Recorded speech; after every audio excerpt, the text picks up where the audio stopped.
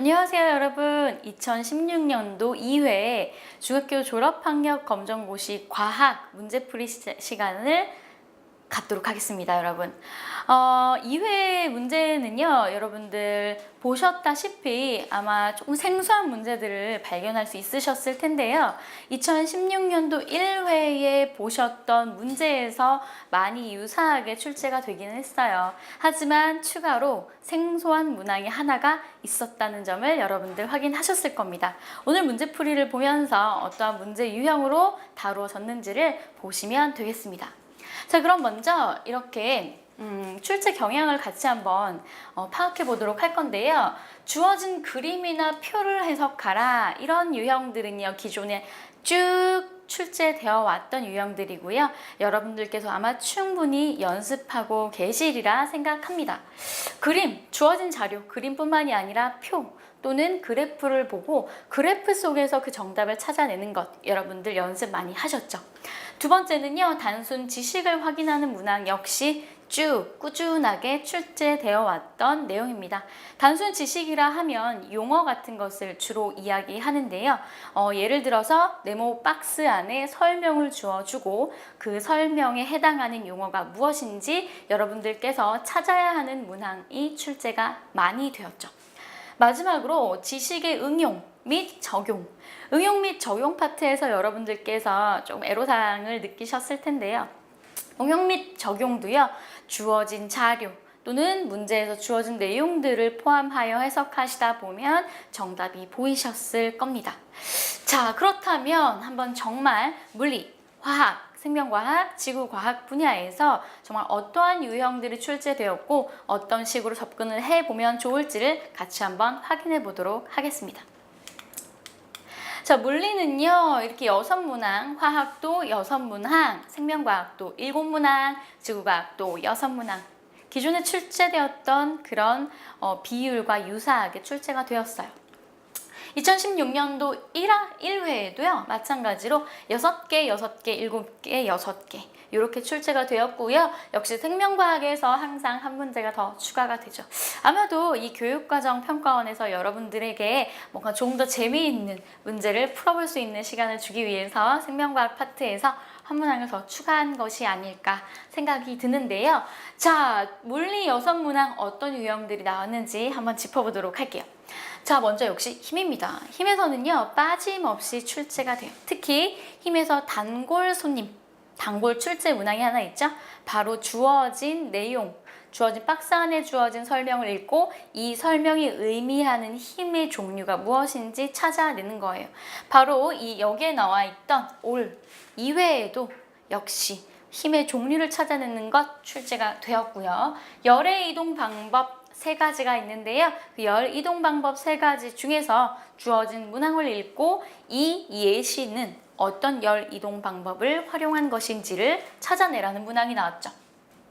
자, 빛의 삼원색, 빛의 성질에서도 다양한 유형으로 꾸준히 출제되어 왔는데요. 역시 이번에도 빛의 성질 중에 빛의 합성, 그 중에서도 빛의 삼원색을 활용한 문제가 출제가 되었습니다. 자, 그 다음 물리의 경우에 4번째 문항은요, 역학적 에너지. 역학적 에너지는요, 운동 에너지와 위치 에너지의 합으로 표현이 되는데요. 이 운동 에너지와 위치 에너지의 합을 계산해서 역학적 에너지가 보존되는 것을 알고 있는지를 물어보는 문항이 출제되었습니다.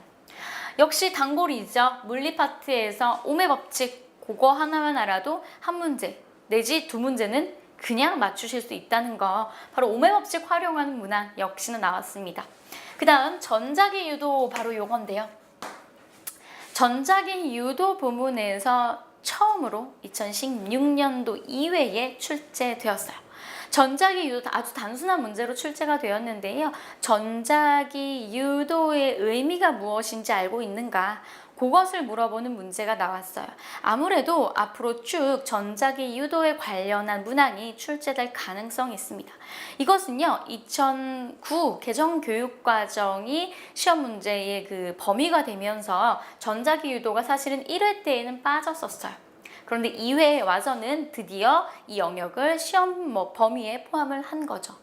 사실 여러분들이 이 물리 파트, 오해법칙도 사실 쉽지 않게 여러분들이 학습을 해 오시는데요. 요 전자기 유도 또한 상당히 생소하고 이렇게 어려운 걸 우리가 학습을 하는구나. 중학교에서 이렇게 어려운 파트를 학습을 하고 있구나 라는 것을 깨달아 가시면서 학습을 하게 되실 텐데, 저와 함께 이 전자기 유도를 좀 더 재미있게 한번 다루어 보시면서 반드시 연습을 해 놓으셔야 될 파트라고 생각합니다. 자, 이렇게 해서 물리는요, 총 6문항이 출제가 되었고요. 화학 파트에서도 역시 6문항이 출제가 되었는데요. 기존에 출제되어 왔던 유형 그대로 출제가 됐어요. 자, 보일의 법칙 아시죠? 이번에는요, 보일의 법칙 바로 설명이 아니라 그래프로 주어졌어요. 엄청 단순한 문항이고요. 그래프를 해석하는 문제로 출제가 되었습니다. 그 다음 상태 변화에 관련한 문항, 기존에도 쭉 계속해서 꾸준하게 출제되어 왔던 유형 그대로 출제가 됐고요. 원자와 이온을 서로 비교하고 원자 상태에서 이온 상태로 변화되는 그 과정에 대한 물음, 그것이 바로 문항으로 출제가 되었습니다. 가열곡선 마찬가지고요. 물질의 가열곡선, 그렇죠? 우리 많이 배웠어요. 고체에서 액체에서 기체로 가는 그 가열곡선을 해석하는 문항 출제되었고요. 질량 보존의 법칙, 자, 2016년도 1회에 처음으로 등장했던 유형의 문항인데요. 역시 2회 때에도 질량 보존의 법칙 출제가 됐죠. 마찬가지로 2016년도 1회 때 처음으로 출제되었던 산염기 반응도 역시 2회 때에도 출제가 되었습니다. 자, 여러분들 질량 보존의 법칙이나 산염기 반응 같은 경우에는요, 화학 파트에서 2009 개정 교육과정에 등장한 범위예요. 그렇기 때문에 여러분들께서 이 두 가지도요, 꼼꼼하게 점검해 보실 필요가 있습니다. 자, 생명과학에서는요, 7문항이 출제가 되었고요. 역시 유사하게 출제가 되었는데 여기서도 한번 주의 깊게 살펴보아야 될 범위가 있어요. 자, 광합성 기존 양식대로 쭉 꾸준히 출제되어 왔고요. 혈액의 구성, 혈액의 종류, 그림으로 해석해서 가리키는 그 세포는 어떤 세포인가? 자, 혈액의 구성 문제 역시 출제되었습니다. 자, 영양소의 종류, 어떤 네모 박스 안에 설명을 해놓고 이러한 기능을 하는 영양소는 무엇인가 하는 문항이 역시 출제되었습니다. 단순 지식을 확인하는 문항이죠.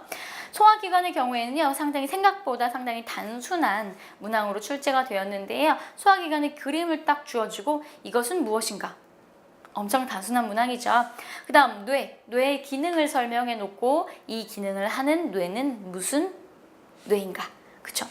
염색체, 자, 바로 이 부분인데요.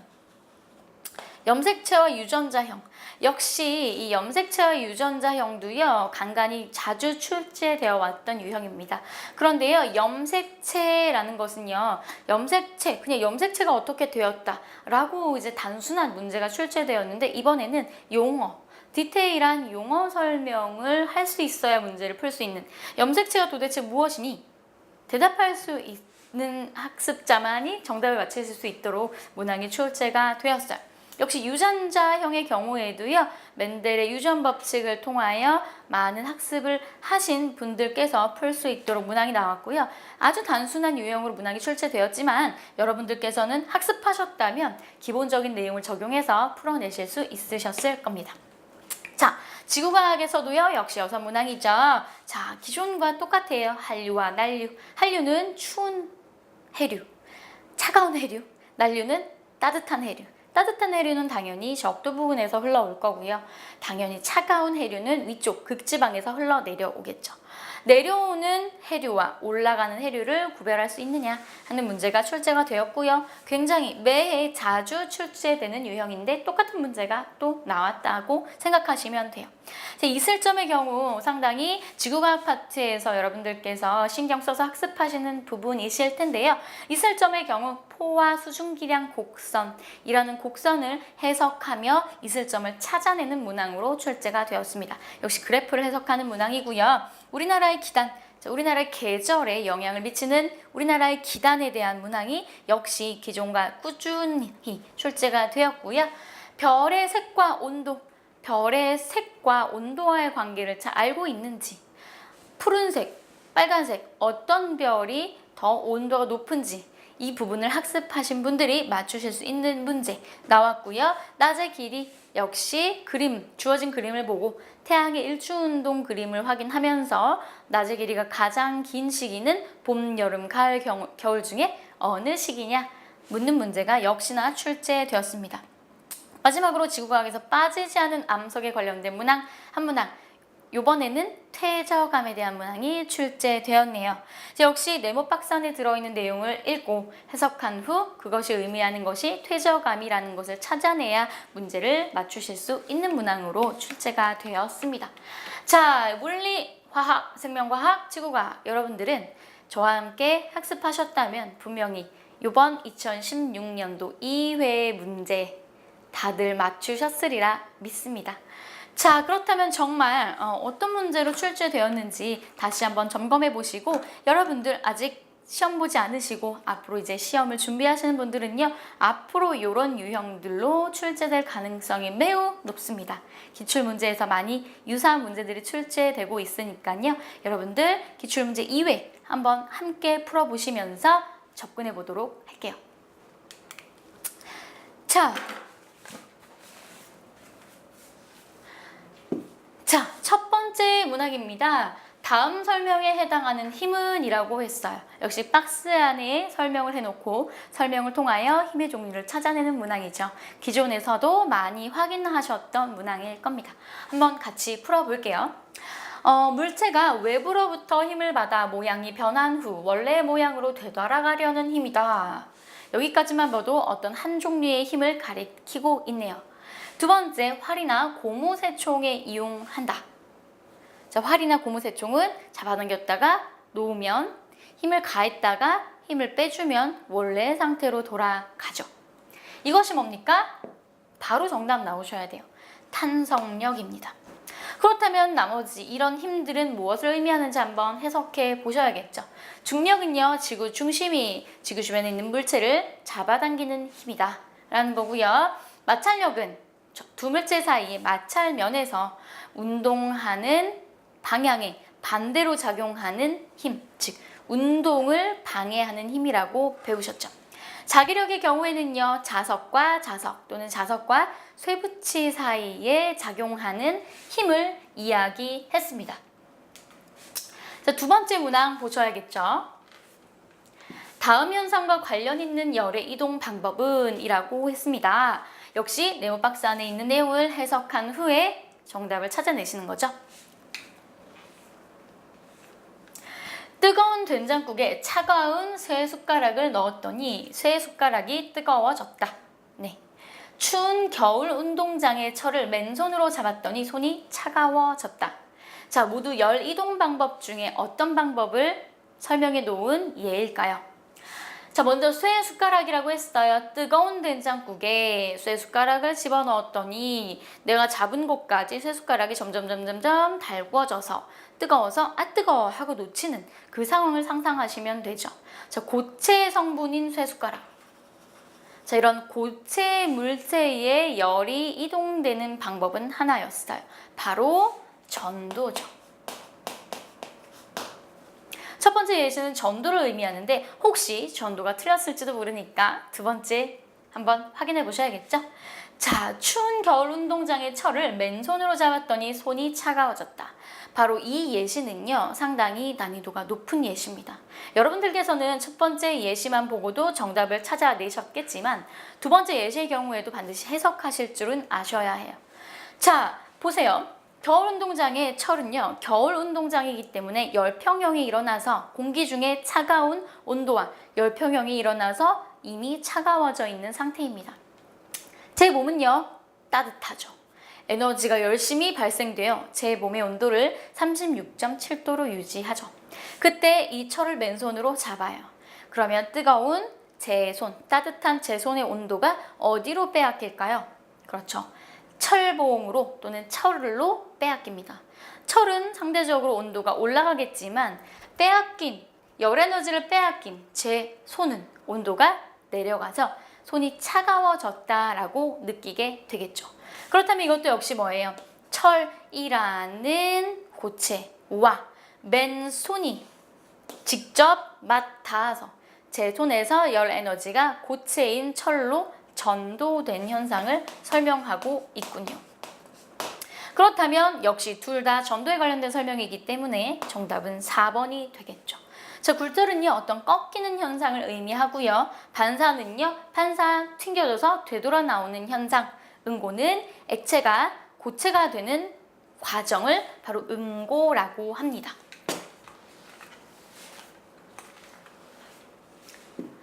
3번 문항입니다. 컬러 텔레비전 화면에서 빛을 합성하여 흰색 구름을 표현하려고 할 때 필요한 빛의 삼원색에 속하지 않는 것은? 이라고 했네요. 빛의 삼원색을 모르시면 이 문항을 틀릴 수밖에 없습니다. 빛의 삼원색은 빨강색, 파랑색, 초록색입니다. 알고 계셔야 합니다. 자, 이 모든 색깔이 모두 합쳐졌을 때 비로소 흰색이 나타나는 거죠. 바로 빛의 합성에 대한 설명인데요. 자, 보시면 빛의 삼원색에 속하지 않은 것은 바로 검정색입니다. 검정색의 경우에는 모든 색깔이 반사되지 않고 흡수되었을 때 검정색으로 보인다라고 설명드렸죠. 4번 문항 보겠습니다. 그림은 A 지점에서 지면으로 떨어지고 있는 공을 나타낸 것입니다. 자, 여러분들 보이시죠? A에서 B를 거쳐 C까지 가고 있는 모습이에요. C 지점에서 공의 운동 에너지는 얼마인가? 라는 문항입니다. 자, 여기서는 역학적 에너지가 보존된다는 정보가 있어야겠죠. 바로 여기에 단 역학적 에너지는 보존된다는 정보를 주어줬네요. 역학적 에너지가 보존된다는 것은 운동 에너지와 위치 에너지가 에너지를 라지 E라고 쓰는 거예요. 영문자죠. 운동 에너지와 위치 에너지를 합한 값이 바로 역학적 에너지인데요. 그렇다면 운동 에너지와 위치 에너지를 모두 합한 값은 역학적 에너지 60줄이 되겠네요. 자, 역학적 에너지는 한 종류의 물체에서 움직이는 한 종류의 물체에서는 항상 보존이 됩니다.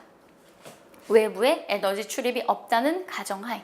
그렇다면 B 지점이나 C 지점도 A 지점에서의 역학적 에너지 총량과 일치해야겠죠. 자, 한번 그 합을 확인해 볼까요? 40줄, 20줄, 즉 60줄이 되었죠. 그렇다면 C 지점에서 위치 에너지가 20줄일 때 운동 에너지가 얼마여야 60줄이 될까요? 간단하죠? 60줄에서 20줄을 빼면 바로 40줄이라는 숫자가 나옵니다. 정답은 3번이 되겠죠.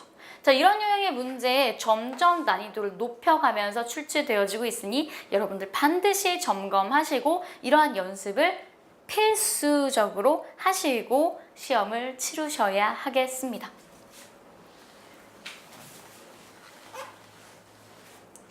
자, 5번 문항도 보겠습니다. 그림의 전기 회로에서 3A의 전류가 흐를 때 이 오음의 저항에 걸리는 전압은? 이라고 했네요. 자, 보시면 여기에 이 그림은 전지를 나타내죠. 전지가 지금 몇인지 모른대요. 자, 전압을 구하라고 했죠. 전압은 바로 이 전지에 걸려있는 전압이 얼마냐를 물어보는 건데요. 자, 여기는 전류 있고요. 여기는 저항이 있네요. 자, 전압을 구하라는 문제에서 저항과 전류값을 다 주어졌다는 것은 얘다 오해 법칙으로 풀어봐라 하고 여러분들에게 점수를 주기 위해서 쉽게 낸 문제라고 생각하시면 돼요. 자, 오메 법칙 써보실까요? V는 I, R입니다. 자, 공식 변형시키지 않고 바로 대입하면 되겠네요. 자, 저항은 2옴이라고 했으니 저항은 R에다 대입하고 전류는 3A라고 했으니 전류는 I에다가 대입하면 그렇다면 I는 3A 곱하기 2옴. 자, 몇 볼트가 될까요? 6볼트가 되겠죠. 정답은 4번입니다. 자, 여러분들 다들 이렇게 풀어내셨을 거라고 믿습니다. 오메 법칙은요, 문항 쉽게 풀 수 있는 유형입니다.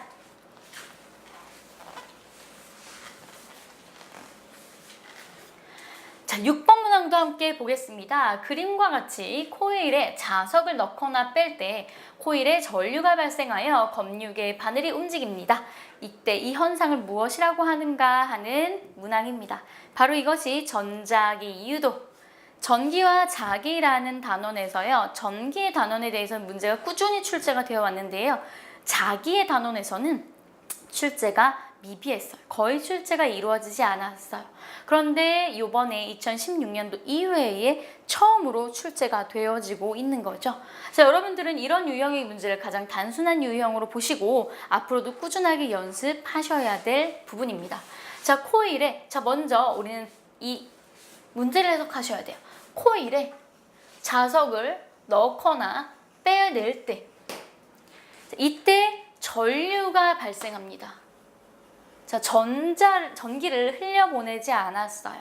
전기를 흘려보내지 않았지만 그냥 코일 그 사이 얘를 코일이라고 해요, 여러분. 이 코일에다 코일이 이렇게 감아져 있어요. 동글동글동글. 이 코일에 자석을 얘가 자석이죠. 집어넣었다가 다시 들어 올렸다가 이런 식으로 장난을 하는 거예요. 그러면요, 여기 이 코일에 전기를 흘려보낸 지금 건전지가 연결되어 있지 않죠. 자, 이것은요 바로 전류계입니다.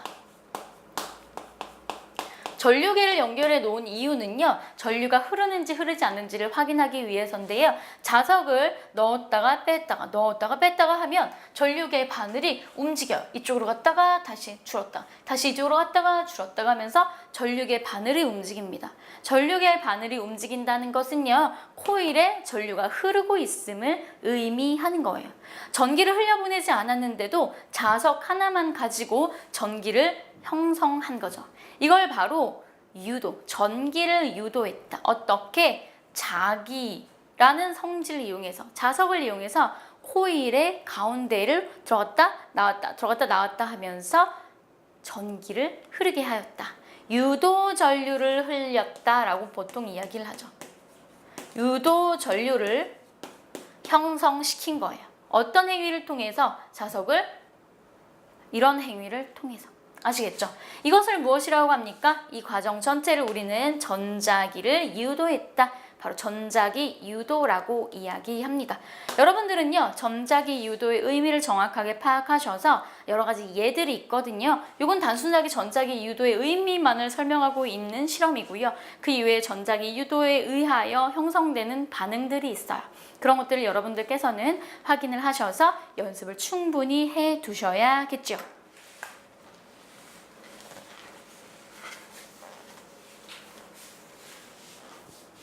자, 그렇다면 7번째 문항을 한번 보도록 할게요. 그래프는 온도가 일정할 때 어떤 기체의 압력과 부피의 관계를 나타낸 것이다.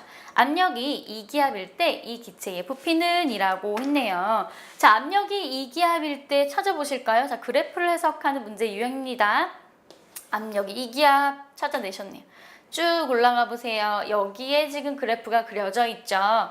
자, 이 점에서의 부피는 쭉 찾아가시면 4라는 숫자를 가리키고 있네요. 바로 부피는 4리터가 될 건데요. 이거는 이렇게 아주 단순하게 그래프만 보고도 해석이 가능한데요. 이 그래프는 바로 보일의 법칙을 사실은 설명하고 있는 거죠. 보일이 이 그래프를 그렸습니다. 아시겠죠?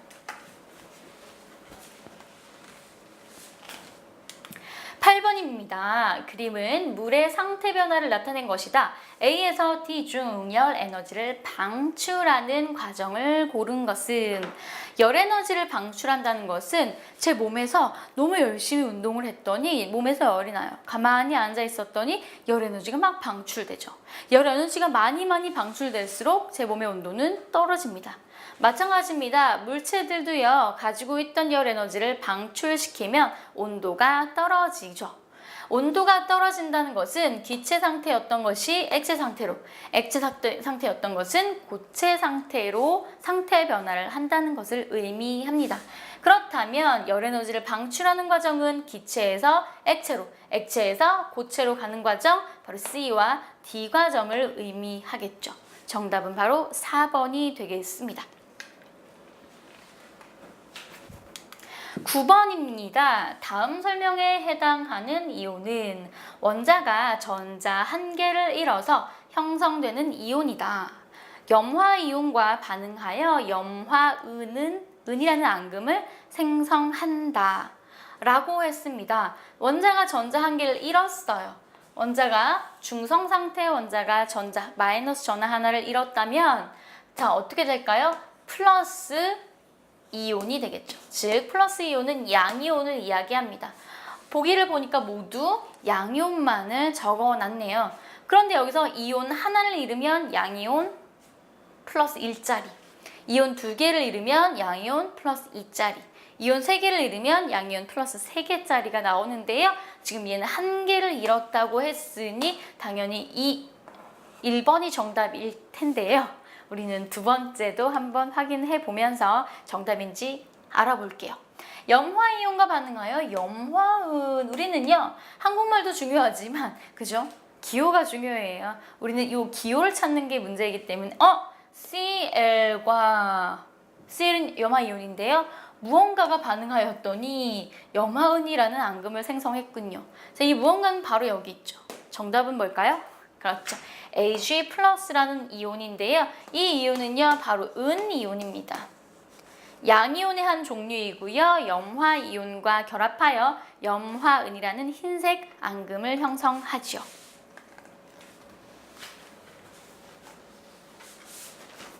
자, 다음 문제 바로 10번입니다. 그래프는 어떤 고체 물질의 가열 곡선이다. A에서 D 중 끓는 점에 해당하는 온도는 이라고 했네요. 자, 그래프 해석하는 문항이지요. 자, A에서 D 중에 끓는 점에 해당하는 이라고 했으면 끓는 점은 액체에서 어디로 가는 거죠? 기체로 갈 때의 온도가 일정하게 유지되는 구간을 끓는 점이라고 했습니다. 그렇다면 액체에서 기체로 가는 그 사이에 온도가 일정하게 유지되는 구간은 그렇죠. 요 구간이네요. 자, 요 구간이 어떤 온도인지를 봤더니 C 온도를 가리키고 있죠. 자, 액체에서 기체로 가는 과정을 우리는 기화라고 이야기하고요. 바로 일정하게 유지되는 이 온도는 끓는 점이라고 합니다. 정답은 C가 되겠죠.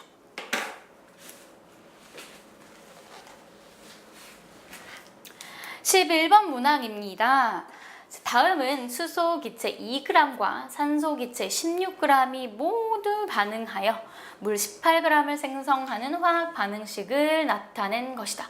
이때 반응하는 수소 기체와 산소 기체의 질량비는 자, 이것이 바로 뭐예요? 반응 전과 반응 후 질량은 보존된다라는 질량 보존의 법칙입니다. 보존되는지 볼게요. 수소 2g과 산소 16g이 반응되었으니 당연히 반응 후에는 18g이 나와야 합니다. 맞네요. 질량이 보존되었습니다. 그렇다면 물 분자를 만들기 위하여 수소 2g, 산소 16g이니까 수소와 산소 기체 질량비는 2g 대 16g이 되겠죠. 자, 약분하면 1대 8이라는 비율로 반응을 하겠네요. 질량비는 1대 8이 되겠습니다. 11번 같은 유형 여러 번 연습하셔서 맞추실 수 있으셔야겠지요.